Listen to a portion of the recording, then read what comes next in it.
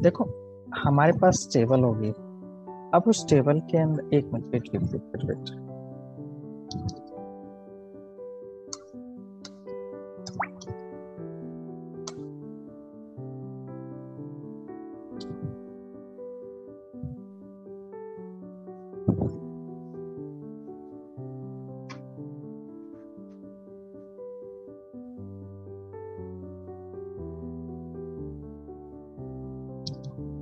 वापस से स्टार्ट कर दीजिए ना रिकॉर्डिंग। या देखो, डीएससी लगाएंगे और डीएससी लगाने के बाद में मेरी जो टेबल का नाम है स्टूडेंट है, उसके बाद यहाँ पे एग्जीक्यूट करेंगे। तो आप देखेंगे जो मेरी टेबल का जो मैप है वो ये है, नेम है, एज है। और इसमें एक बहुत सबसे ज्यादा इंपॉर्टेंट चीज याद रखनी है आपको कि जो नेम है, नेम का डेटा टाइप क्या है, कैर है। कैर हमेशा कहता है कि जितनी भी वैल्यू मेरे पास इनपुट होंगी वो सब हमेशा सिंगल कोट के अंदर होंगी, ये याद रखें। ओके। सिंगल कोट, अगर जहाँ पे इंटीजर है तो not use of single quote. तो अगर आप वैल्यू इंसर्ट करना चाहते हैं तो आप यहाँ पे लिखें इंसर्ट इनटू और मेरे यहाँ पे टेबल का नाम। अब इस टेबल के अंदर कौन कौन से कॉलम है वे आपको मेंशन करने पड़ेंगे। नेम, एज, GREN ये स्पेलिंग थोड़ा मिस्टेक हो गया, और डेस्टिनेशन कॉमा और उसके बाद यहाँ पे सैलरी। अब अपनी कॉलम की नेम दे दी, उसके बाद यहाँ पे आएगा वैल्यूज। उस वैल्यूज में सबसे पहले अब यहाँ देखिएगा, आपने एक पॉइंट नहीं नोटिस किया है कि मान लो सपोज करो यहाँ पे मैं नाम दे देता हूँ जेम्स। अभी आप एक पॉइंट पे ध्यान नहीं दे रहे हो, मैं बाद में पूछूँ आपसे, अभी नहीं पूछता हूँ। 21 कॉमा उसके एज हो गया, उसके बाद जेंडर यहाँ पे मेल, उसके बाद यहाँ पे आएगा डेजिग्नेशन सॉफ्टवेयर इंजीनियर, ठीक है, ये सिंगल कोट के अंदर क्योंकि वो वेयर केयर में है। और उसकी सैलरी मैंने डाल दी यहाँ पे 22,000, और उसके बाद में मैंने यहाँ पे टर्मिनेट किया और यहाँ से मैंने इसको एग्जीक्यूट कर दिया। तो मेरा डेटाबेस यहाँ पे देखिए सक्सेसफुल इंसर्ट हो चुका है। अब थोड़ा एक चीज ध्यान पे देंगे, अगर मान लो सपोज करो मेरे टेबल के अंदर एक चीज और था, पता क्या था, आईडी नंबर। मैंने नेम की वैल्यू दे दी, देखो यहाँ पे नेम के नाम क्या हो गया, जेम्स हो गया। ओके, उसकी एज क्या होगी, 21, उसका जेंडर क्या हो गया, मेल, और उसका डेजिग्नेशन क्या हो गया, सॉफ्टवेयर इंजीनियर, और उसका सैलरी क्या हो गया, 22,000। आईडी की वैल्यू क्यों नहीं दी, आईडी की भी तो वैल्यू देनी चाहिए थी हमें। वो ऑटोमेटिकली इंक्रीज हो रही, कहाँ पे इंक्रीज हो रही है, ऑटोमेटिकली इंक्रीज नहीं हुई, बट हमने उसकी क्वेरी भी नहीं लगाई।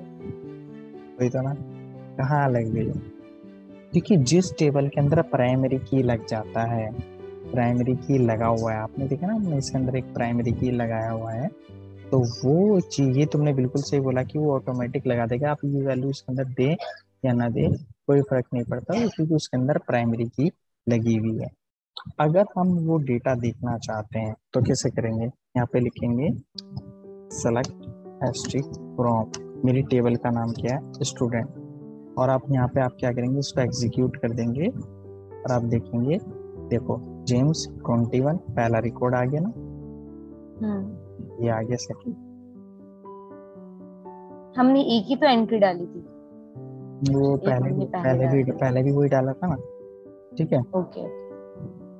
अब देखिएगा नेक्स्ट है, ये तो था तरीका, ये एक तो तरीका ये हो गया कि single value input with specific column, हमने कॉलम नेम स्पेसिफाई किया और उसकी वैल्यूज सेट की।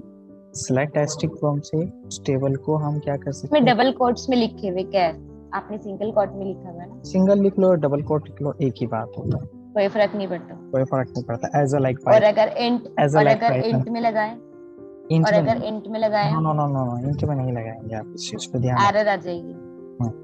अब देखो, if you want to input value all column multiple row, अब आप देखिएगा, मान लो मुझे सपोज करो 10 रिकॉर्ड एंटर करने, 10 रिकॉर्ड एंटर करने, तो मुझे 10 बार क्वेरी लिखनी पड़ेगी, हर बार नया करना पड़ेगा, ये तो बहुत 10 बार 10 रिकॉर्ड एंटर करने एक साथ, तो आपको हर बार यहाँ पे चेंज करनी पड़ेगी वैल्यू। तो इस चीज से बचने के लिए फिर एसक्यूएल ने ये बोला, don't worry about all this, आप यहाँ पे लिखिए इंसर्ट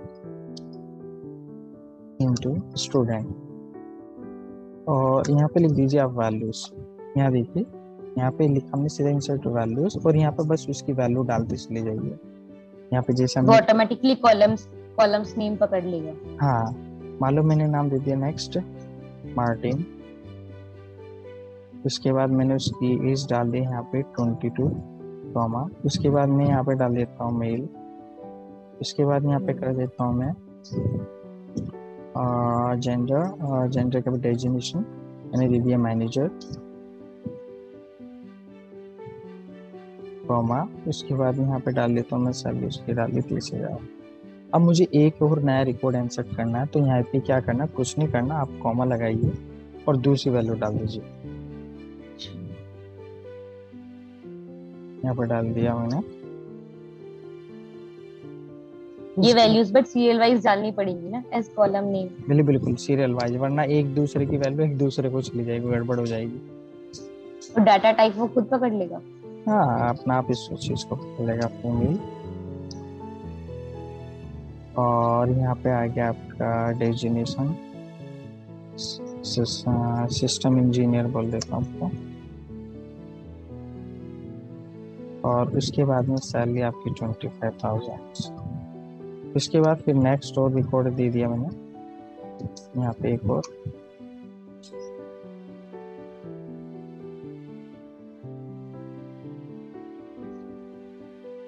और एज दे दिया 21।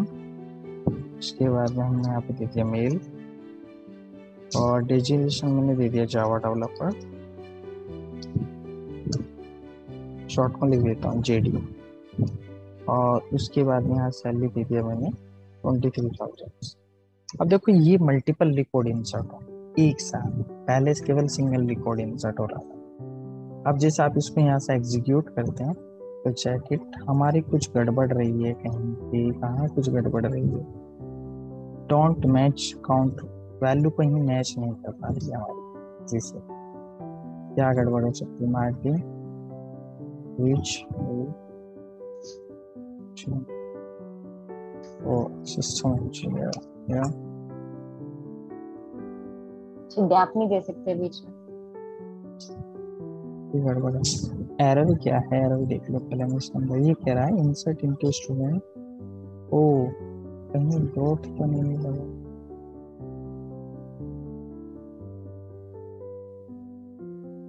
बीच में सेमीकोलन तो नहीं लगेगा, कॉमा ही लगेगा वैल्यूज के रिकॉर्ड के बीच में। ऊपर दोबारा से चेक करते हैं, मार्टिन ठीक,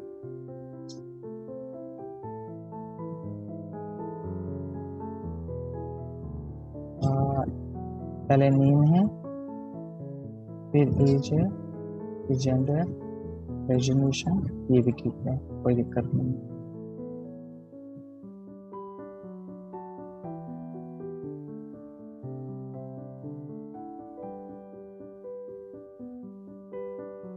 प्रॉब्लम कहाँ पड़ रही है, अगेन एग्जीक्यूट, ये कह रहा है इंसर्ट इनटू स्टूडेंट वैल्यूज, एक बार वर्ड में चेक करें हमारे पास, इंसर्ट स्टूडेंट वैल्यूज, इसमें आपने नंबरिंग की हुई 1 2 3, ऑटो इंक्रीमेंट, वो ऑटो इंक्रीमेंट लगाओ ना, अगर यहाँ पे 3 4 5, लेकिन वो ऑटो लगा, उसे करना चाहिए। अब एक चीज ध्यान रखना, पता है क्या है, ये सबसे इम्पोर्टेंट चीज ध्यान देगा, यदि आप कॉलम नेम मेंशन नहीं करते, अगर उस कॉलम की वैल्यू मैच से नहीं करोगे तो तब हमेशा ये चीज एरर आएगी।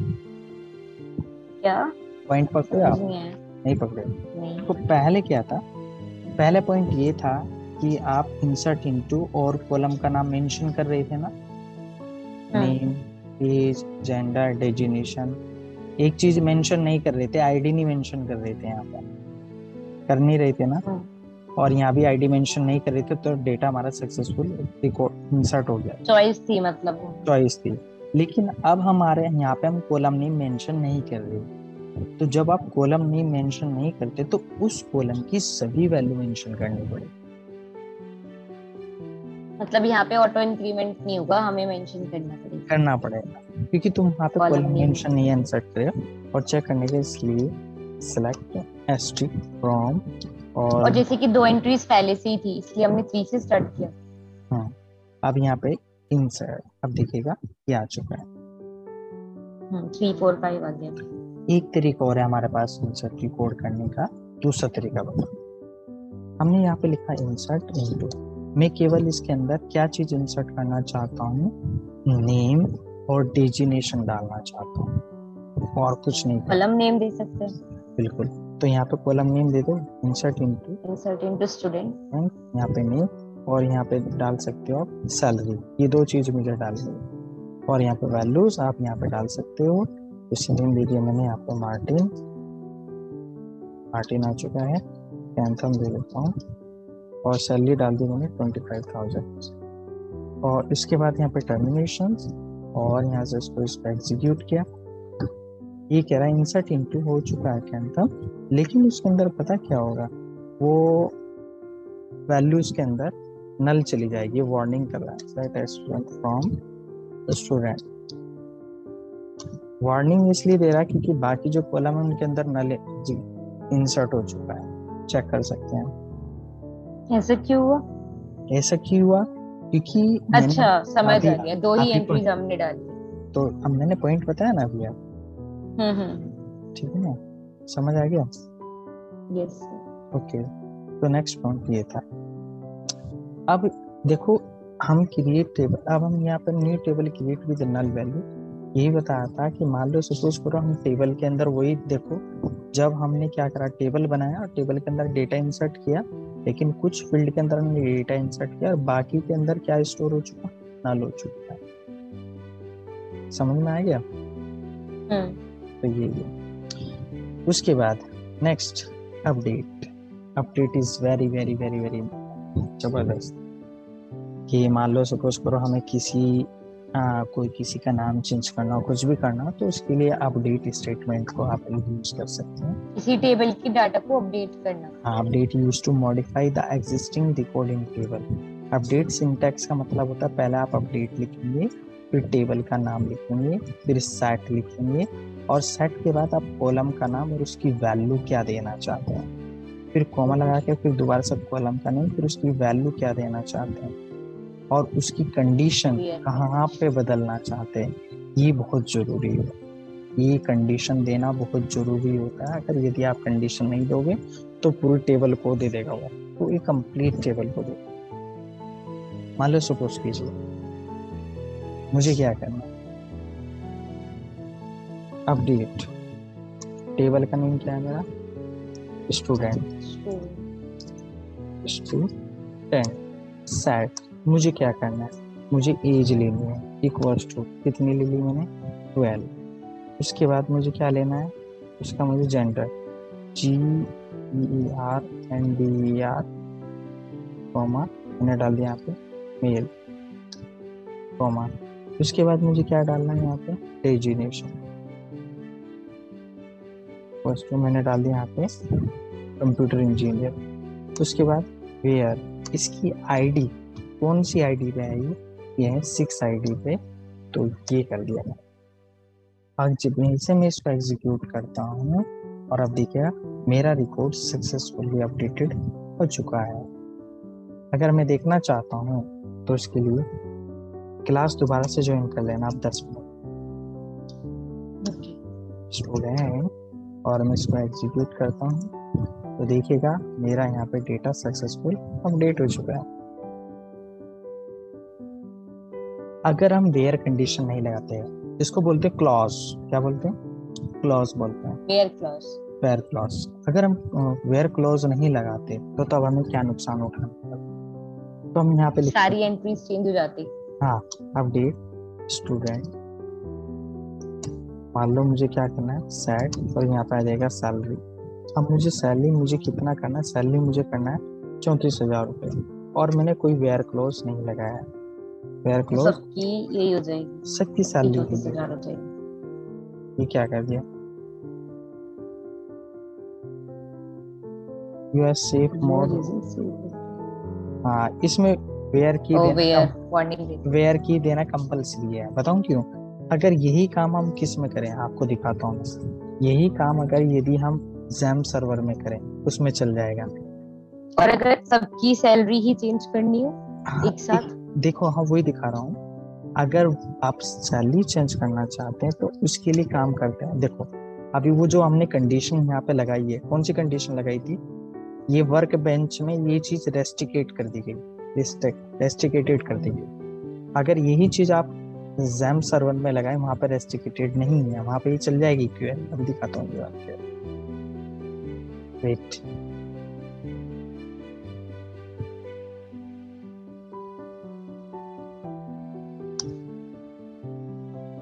प्रॉब्लम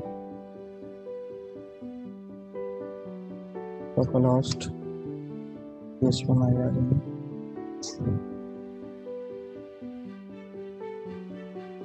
स्टार्ट है सर, वर्क बेंच बंद करना पड़ेगा।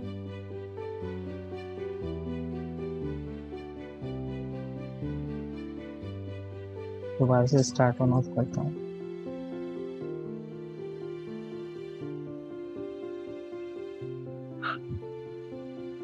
नींद आनी शुरू होगी क्या? आगे सिग्नल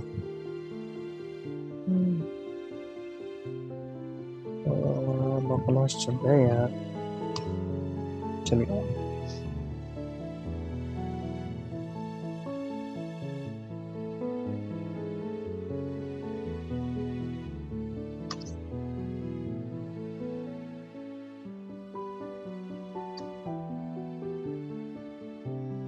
छोड़िए, नहीं चल रहा तो। नहीं नहीं चलेगा, छोड़ूंगा मैं भी नहीं सर।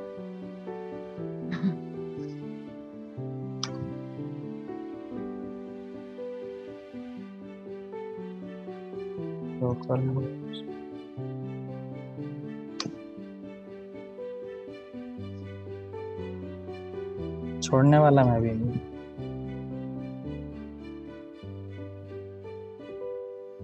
हमने डेटाबेस बनाया था अनुष्का टैग के नाम से, और ये रहा इसके अंदर रिकॉर्ड। ये आ गया ना। अब मैं यहाँ पे एसक्यूएल में जाता हूँ और वो क्वेरी यहाँ पे लगा देता हूँ। यहाँ पे लिखेंगे अपडेट स्टूडेंट सेट सैलरी का कॉलम है, और उस सैलरी मैंने यहाँ पे कर दी 25,000। और इसको मैं अभी यहाँ पे क्या कर देता हूँ, गो कर देता हूँ। ओके, तो देखिए ये मेरा यहाँ पे देखो 4 रो इफेक्ट पड़ी है। यहाँ देखो, समझ में आ गया? Showing variables. आगे देखना चाहिए यहाँ पे सेलेक्ट, या वर्क बेंच में ही देखते हैं, वहीं पे ही आ जाएगा हमारा data update. Okay, work bench चलाते हैं। ठीक है, कुछ क्वेरी ऐसी होती हैं जो कि वर्क बेंच में रेस्ट्रिकेटेड है, जो कि वो हार्मफुल क्वेरी होती है, क्योंकि ये लॉजिक मैटर नहीं करता, क्योंकि सभी की सैलरी एम्प्लॉय में सेम नहीं हो सकती, एज ए एक साथ चेंज नहीं हो सकती। हाँ, एज ए डेस्टिनेशन। अब मैं इसको यहाँ पे सेलेक्ट डिस्ट्रिक्ट फ्रॉम, यहाँ पे लगा सकते हैं स्टूडेंट,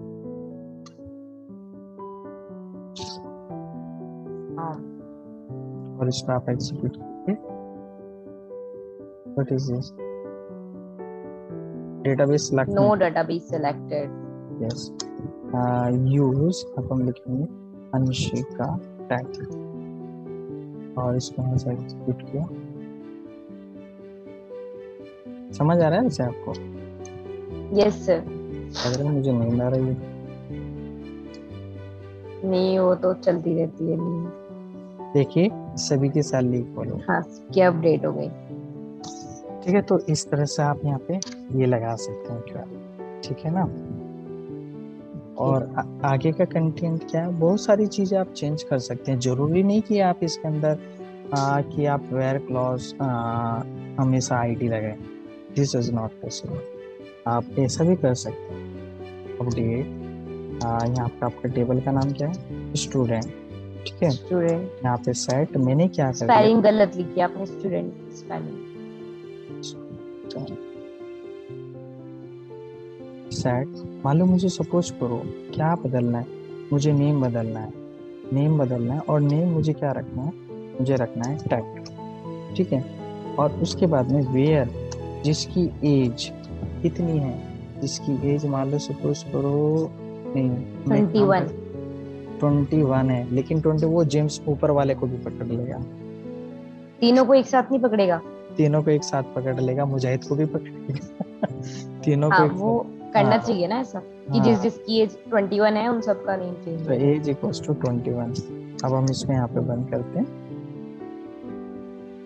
क्या कह रहा है, अपडेट सेट। यहाँ पे देखो वही चीज कंडीशन अप्लाई हो रही है, वो एक ही साथ इसका मल्टी रेस्ट्रिक्शन आ गया। रेस्ट्रिक्शन आ गया ना, समझ में। तो अब हम एक काम करते हैं, आईडी लगा देते हैं, आईडी नंबर उसका क्या है, 2 है, इससे पता लग जाएगा। अब देखो ये चल गया है, ये चल गया है। अब चेक करते हैं, select district from student. Student.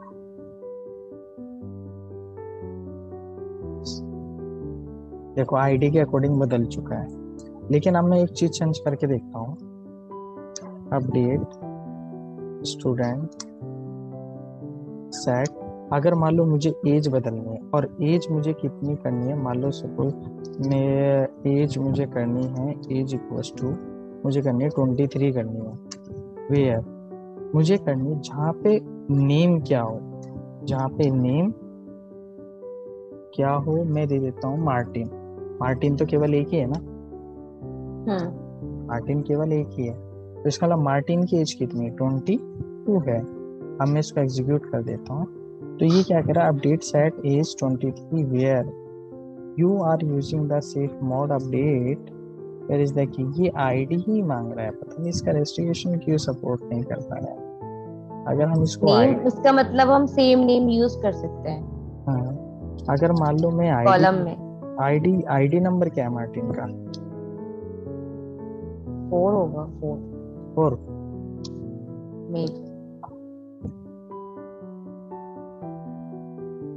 Check करते हैं, select district from student, Anshika था, 5 था। अंशिका। चलो ये हो ये गया। सिर्फ आईडी आईडी को ही यूनिक हाँ यूनिक इसमें वो उसमें जाएंगे आप, जेम सर्वर में, उसमें कर जाएगा, उसमें प्रॉब्लम नहीं। और सिर्फ लेकिन इसमें ऐसे भी कर सकते हैं, लेस देन और ग्रेटर देन काम करते हैं हाँ बिल्कुल, वेयर क्लॉज में। बिल्कुल बिल्कुल सब काम करेगा, आगे धीरे धीरे हम बढ़ते चले जाएंगे। मैंने पूरा एक सीक्वेंस में फाइल बनाया हुआ है पूरा अच्छे से। देखिए अपडेट ऑल रिकॉर्ड, मैंने भी जो अभी बताया था ना, मैंने यहाँ पे देखो, यहाँ पे पहला अपडेट बाय नेम, नेम के थ्रू अगर हमें चेंज करना है तो आप इसको जेम सर्वर में चलाएंगे। आप जेम सर्वर इंस्टॉल करें, जेम सर्वर तो इंस्टॉल है आपके उसमें, आप जेम सर्वर में ट्राई करना, जेम सर्वर में सारी कमांड चल जाए। लेकिन हम एक छोटी सी ऐप, अब देखिए इससे एक चीज साबित होता है, पता है क्या साबित होता है, हम एक स्विंग एप्लीकेशन बनाएं, एक स्विंग एप्लीकेशन बनाएं, उसमें हम कुछ कंपोनेंट रखें जैसे नेम एज वगैरह ये चीज, वहाँ पे एक बटन बनाए इंसर्ट का, एक बटन बनाए अपडेट का, एक बटन बनाए शो का, 3 बटन बनाए। समझ में आ रहा है, इंसर्ट पे क्लिक करने से क्या हो जाए, डेटा इंसर्ट हो जाए, अपडेट पे क्लिक करने से क्या हो जाए, अपडेट वाली ये वाली और डाटा अपडेट होता है ना, बात समझ में आ रही। और शो पे क्लिक करने से पूरा एक हमारा डेटाबेस शो हो जाना चाहिए। ये मतलब हमें जो हम एसक्यूएल में कमांड्स लगा रहे हैं हम उसके बटन बना दें। बटन बना दें, और शो पे भी बटन पे क्लिक करने से क्या हो, एक नई एप्लीकेशन खुल के आए और वहाँ पे सारा डेटाबेस फैच होके आ जाए।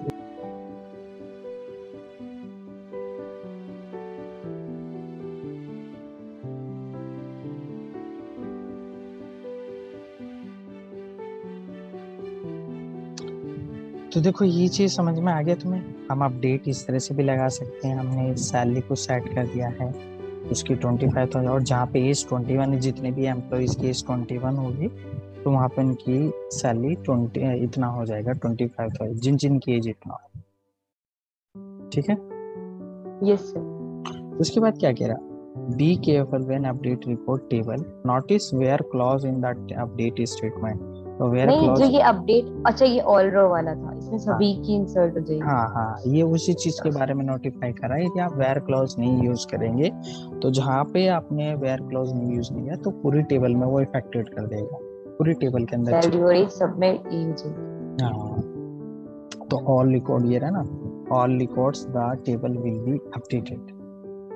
ठीक है, उसके बाद आता है डिलीट। अगर हम चाहें तो आप अपने टेबल के अंदर से डेटा भी डिलीट करना चाहें तो कर सकते हैं। तो आइए अब हम डिलीट करके चलते हैं। यहाँ पे हम लिखेंगे डिलीट का क्वेरी क्या है, यहाँ पे लिखेंगे डिलीट फ्रॉम, यहाँ पे स्टूडेंट वेयर आईडी, कहाँ से हमें रिकॉर्ड डिलीट करना है। तो हम यहाँ पे लिखेंगे डिलीट स्टूडेंट, डिलीट फ्रॉम है, delete from student, delete from student से मुझे डेटा डिलीट करना है। और उसके बाद में वेयर, कहाँ से करना है, वेयर आईडी इक्वल्स टू, जहाँ पे मेरा आईडी नंबर, मान लो सपोज करो मैं दे देता हूँ यहाँ पे 3, जहाँ पे आईडी नंबर 3 है वहां से उस रिकॉर्ड को SQL हमेशा स्मॉल लेटर्स में लिखी जाती है। हाँ, जरूरी नहीं मैं चाहूँ तो ये लोग को कैपिटल में लिख सकता हूँ, कोई फर्क नहीं पड़ता, केस सेंसिटिव नहीं होती। विंडोज में ओनली विंडोज, लेकिन लाइनक्स में जाएंगे वहां दिक्कत आ जाएगी। देखिए चल गया, कोई प्रॉब्लम नहीं। मैंने आपको एक रूल पढ़ाया था कल, यदि आप लाइनक्स पे हैं तो वहाँ केस सेंसिटिव यूज करना पड़ेगा सिस्टम। यदि विंडोज है तो केस सेंसिटिव का सिस्टम नहीं होता अलग उसके अंदर, आप उसको कैपिटल यूज करो या स्मॉल करो, उससे कोई इफेक्ट नहीं पड़ता। और अब यहाँ पे लगाएंगे सिलेक्ट एसटी फ्रॉम, यहाँ पे आ जाएगा आपका स्टूडेंट, और इसको आप यहाँ पे एग्जीक्यूट कीजिए। तो देखिएगा number 3 record has been deleted, successful deleted हो चुका है। 3 क्लियर ना? ओके, और पर्टिकुलर एक कॉलम भी डिलीट हो सकता है, अभी तो हमने रो डिलीट की है। नहीं, हाँ वो कॉलम आगे डिलीट करेंगे, ड्रॉप बोलते हैं उसको, अगर हमें हटाना उसके लिए अल्टर यूज होगा, अल्टर। ऐसे मेथड से डायरेक्ट नहीं यूज होगा अल्टर, ठीक है ना? तो देखो इसमें भी नॉट पे वही कर रहा है, अगर आप वेयर क्लॉज यूज नहीं करेंगे तो वो सभी रिकॉर्ड को फिनिश कर देगा, सभी डिलीट यूज कर देगा, ठीक है ना?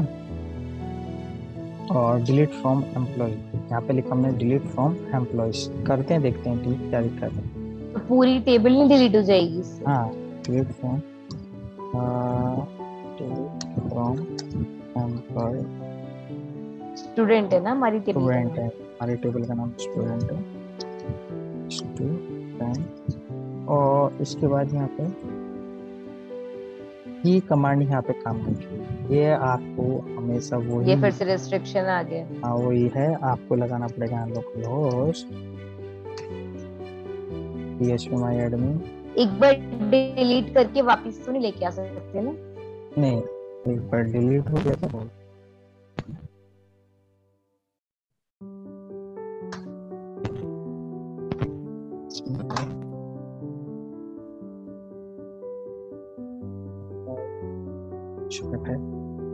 और नेक्स्ट इसके बाद हम स्पेस,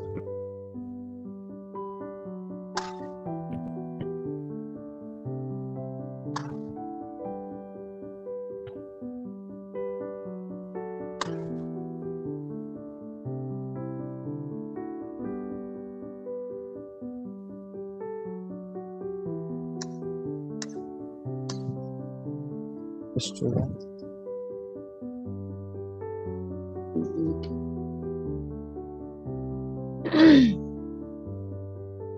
क्या गया? अच्छा ये नहीं लगेगा,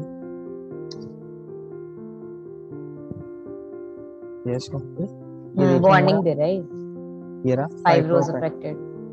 तो अब हम वर्क बेंच में जाते हैं, वहाँ पे चेक करते हैं इसको, यहाँ पे लिखेंगे नल आएगा। अच्छा कॉलम में डिलीट होंगे सारे, यहाँ पे लिखेंगे सिलेक्ट स्टूडेंट, और यहाँ से इसका एग्जीक्यूट। तो देखो खाली टेबल है, खत्म हो चुका है। और अब हमारे आगे का जो कंटेंट है वो है सेलेक्ट। सेलेक्ट का मतलब एक तरह से डेटाबेस को देखना। तो ये टास्क मैं आपको देता हूँ, ये आपको खुद करना है। मैं एक बार समझा देता हूँ, आप इम्प्लीमेंट सेल्फ करेंगे। मैंने कमांड अच्छा, इस वगैरह एस्ट्रिक का मतलब सारे कॉलम सिलेक्ट हो जाए और किसी सारे हो पर्टिकुलर जाएंगे। कॉलम का नेम दे रहे हैं। उसके बाद मुझे क्या करना है, select ID name gender from employ, केवल ये चीज शो करेगा, है ना। ऑर्डर बाय अगर देखना चाहे, ऑर्डर बाय का मतलब मुझे अल्फाबेटिकल वाइज देखने, जो नेम है मेरे असेंडिंग ऑर्डर में आए, तो यहाँ पर लगा दो ऑर्डर बाय नेम। तो नेम। जो नेम अच्छा, होंगे वो असेंडिंग ऑर्डर।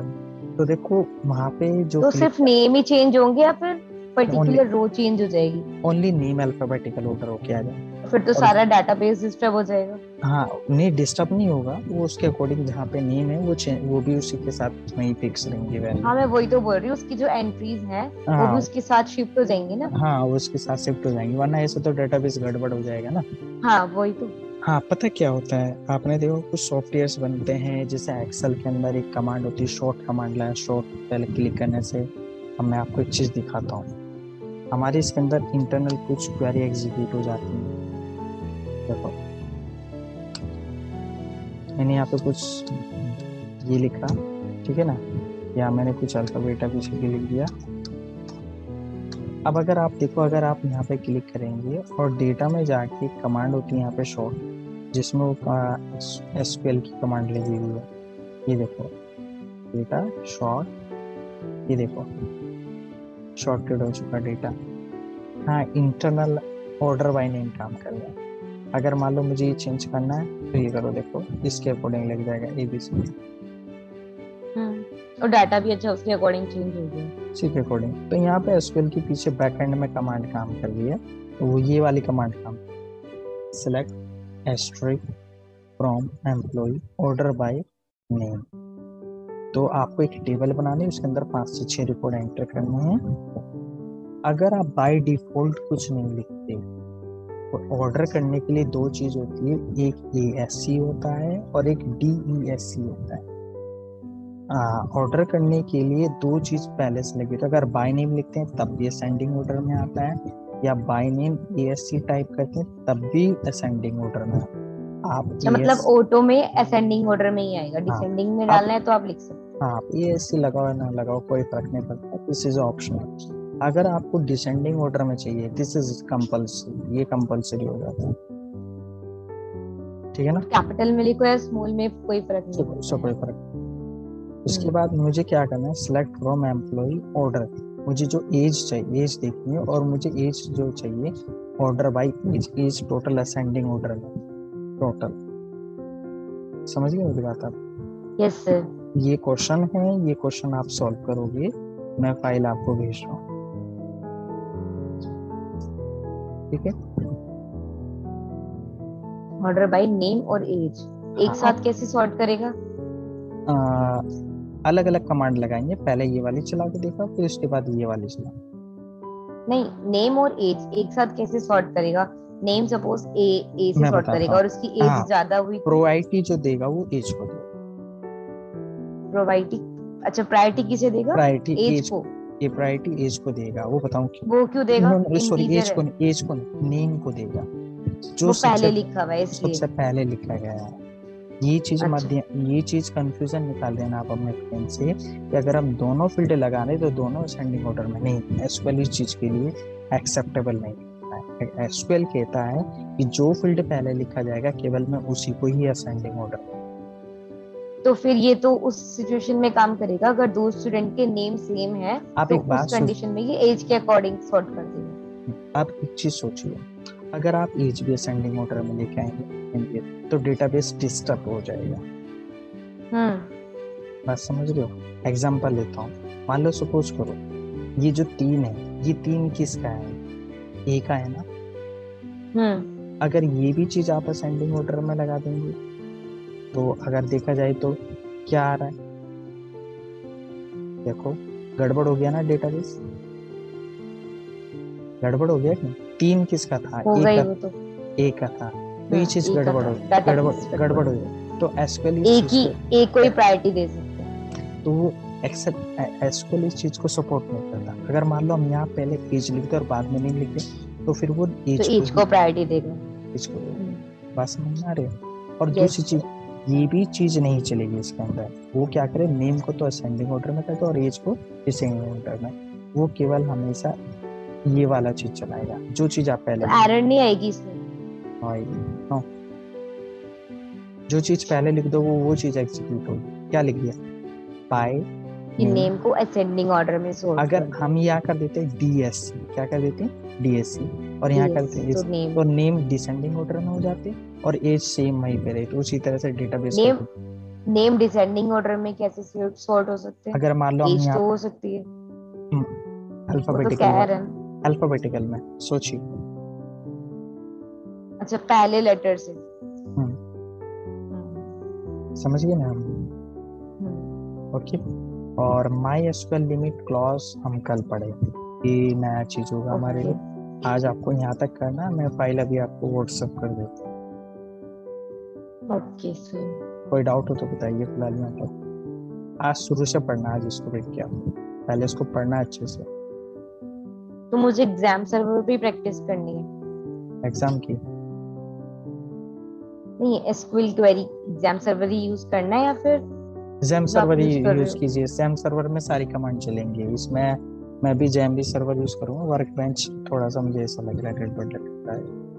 ये कुछ रेस्ट्रिक्शन लगा हुआ है इस पे, कुछ कमांड को सपोर्ट कर रहा है, कुछ को नहीं कर रहा है। ठीक है ओके। ना। ओके, मैं फाइल भेजता हूँ आपको। Okay, good night, happy coding. Okay, bye sir.